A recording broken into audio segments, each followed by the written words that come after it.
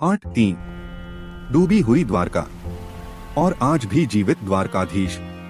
नमस्कार दोस्तों, आप देख रहे हैं स्टोरी टाइम। यह वो जगह है जहां कहानियां सिर्फ सुनी नहीं जाती, समझी जाती हैं। यहां हम बात करते हैं इतिहास, पुराण और सच्ची घटनाओं की। अगर आप भी आस्था और इतिहास के बीच का सच जानना चाहते हैं तो चलिए आज की कहानी शुरू करते हैं। पिछले भाग के अंत में हमारे सामने कई प्रश्न खड़े थे। क्या द्वारका सच में समुद्र में डूबी थी? क्या इसके प्रमाण आज भी मौजूद हैं? और अगर प्राचीन द्वारका नष्ट हो गई तो आज का द्वारकाधीश मंदिर कैसे खड़ा है? आइए आज इन प्रश्नों को आस्था नहीं, तथ्यों और प्रमाणों के साथ समझते हैं। डूबी हुई द्वारका ग्रंथ क्या कहते हैं? सबसे पहले प्राचीन ग्रंथों की ओर चलते हैं। हरिवंश पुराण और भागवत पुराण दोनों में स्पष्ट उल्लेख मिलता है कि श्री कृष्ण के महाप्रस्थान के बाद समुद्र ने द्वारका को घेर लिया और नगर धीरे धीरे जल में समा गया। यह वर्णन किसी एक क्षण की आपदा नहीं बताता, बल्कि एक क्रमिक डूबने की प्रक्रिया का संकेत देता है। यानी द्वारका एक ही रात में नहीं डूबी। समय के साथ समुद्र ने उसे वापस ले लिया। आधुनिक खोज समुद्र के नीचे क्या मिला। अब आते हैं विज्ञान की ओर। पिछले कई दशकों में आर्कियोलॉजिकल सर्वे ऑफ इंडिया और नेशनल इंस्टीट्यूट ऑफ ओशियनोग्राफी ने गुजरात के द्वारका तट पर समुद्री सर्वे और शोध किए। गोताखोरों और सोनार तकनीक से समुद्र तल पर जो मिला वह काफी रोचक था। समुद्र के नीचे पाए गए कुछ अवशेष, पत्थर से बने ढांचे, सीढ़ी नुमा संरचनाएं, बड़े कटे हुए पत्थर, प्राचीन लंगर एंकर्स, एक दूसरे से जुड़े प्लांट स्ट्रक्चर।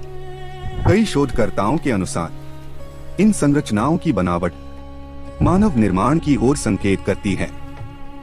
हालांकि इनमें से कुछ अवशेषों की तिथि अलग अलग समय की मानी जाती है, इसलिए इस क्षेत्र पर शोध अभी भी जारी है।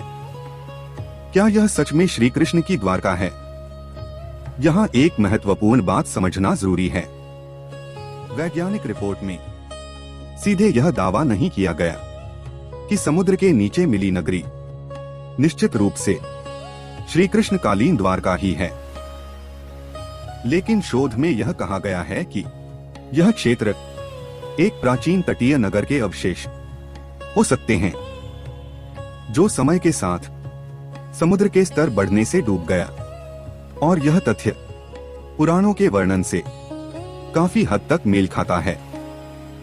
समुद्र का स्तर और इतिहास। वैज्ञानिक अध्ययनों के अनुसार पिछले हजारों वर्षों में समुद्र का स्तर कई बार बढ़ा और घटा है। पश्चिमी भारत के तटों पर कई प्राचीन बंदरगाह नगर इसी कारण प्रभावित हुए। संभव है कि द्वारका भी ऐसी ही किसी प्राकृतिक प्रक्रिया का हिस्सा रही हो। आज का द्वारकाधीश मंदिर कब बना? अब आते हैं सबसे बड़े प्रश्न पर। आज जो द्वारकाधीश मंदिर हम देखते हैं वह प्राचीन डूबी हुई द्वारका का मूल मंदिर नहीं माना जाता। इतिहासकारों के अनुसार मंदिर का वर्तमान स्वरूप मध्यकाल में विकसित हुआ माना जाता है। हालांकि इस स्थान पर मंदिर की परंपरा बहुत प्राचीन मानी जाती है। कुछ मान्यताओं के अनुसार आदि शंकराचार्य ने द्वारका को एक महत्वपूर्ण धार्मिक केंद्र के रूप में पुनः स्थापित किया। मंदिर का स्थापत्य पश्चिम भारत की प्राचीन मंदिर शैली से मेल खाता है। लेकिन स्थान वही क्यों? यह संयोग नहीं माना जाता कि नया मंदिर उसी क्षेत्र के पास बनाया गया जहां प्राचीन द्वारका होने की परंपरा रही। पीढ़ियों तक स्थानीय लोगों में यह स्मृति जीवित रही कि यही कभी कृष्ण की नगरी थी, और इसी स्मृति ने आस्था को स्थान दिया। समुद्र परिक्रमा करता है, सच या मान्यता? आपने सुना होगा कि समुद्र द्वारकाधीश मंदिर की परिक्रमा करता है। वास्तव में यह एक प्रतीकात्मक कथन है। मंदिर की भौगोलिक स्थिति ऐसी है कि ज्वार भाटा मंदिर के आसपास जल की गति को विशेष बनाता है। आस्था ने इसे कृष्ण की लीला से जोड़ा। विज्ञान इसे प्राकृतिक प्रक्रिया कहता है और शायद सत्य इन दोनों के बीच कहीं है। आस्था और विज्ञान टकराव नहीं, संवाद।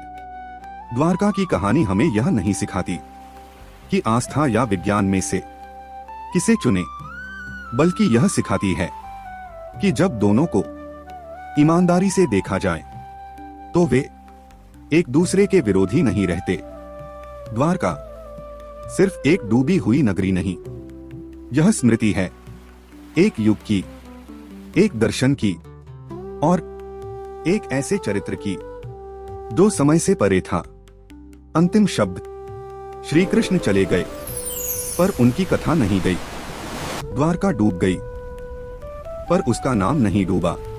और शायद यही कारण है कि हजारों वर्षों बाद भी समुद्र के किनारे खड़ा यह मंदिर हमें आज भी उसी प्रश्न से रूबरू कराता है। क्या इतिहास वास्तव में समाप्त हो जाता है या वह नई परतों में हमारी प्रतीक्षा करता है? आप देख रहे थे स्टोरी टाइम। अगर आपको यह श्रृंखला तथ्यों और संतुलन के साथ पसंद आई हो तो वीडियो को शेयर करें, क्योंकि कहानियां तभी जीवित रहती हैं जब उन्हें समझा जाता है। अगर आप भी श्री कृष्ण के भक्त हैं तो कमेंट में जय द्वारकाधीश लिखना न भूलें।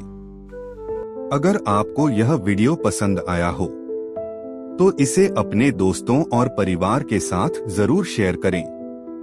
ऐसी ही ऐतिहासिक, रहस्यमयी और मनोरंजन से भरी कहानियां देखने के लिए हमारे चैनल को सब्सक्राइब करें और बेल आइकन दबाना ना भूलें। इसे दबाने से हमारी हर नई कहानी का नोटिफिकेशन सबसे पहले आप तक पहुंच जाएगा। मिलते हैं अगली कहानी में।